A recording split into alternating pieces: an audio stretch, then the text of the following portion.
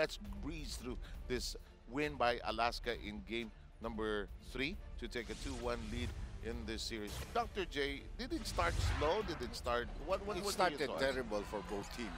They couldn't score the first few minutes. And then Global had that run where they got it 11-3.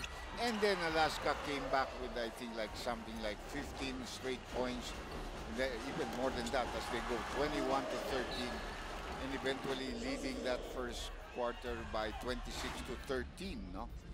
That was the initial biggest lead until it became 14 later on. That's right. Then here's Vic Manuel really doing his thing. Only fouls could keep him on the bench and keep him away from scoring.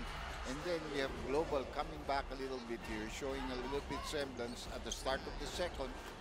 But then after that, when they get back into the ball game, they lose steam again, you know. So at the end of the half, it was 36-26 in favor of Alaska.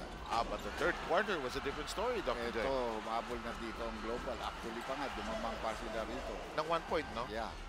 They really, Romeo came in with his best numbers. They rumbled in a different way here. Better rebounding. Ito maganda pasa ni Washington. Di siya makashoot sa labas. Pinigay kay Joseph.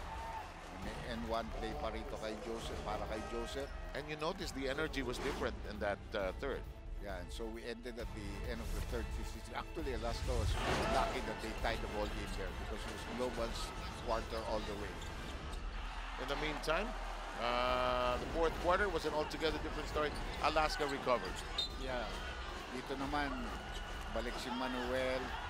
Hindi na naman makapasok ang shooting. Na-thrown out pa dito si Romeo with that extra motion against Azul. Azul had a pretty good fourth quarter.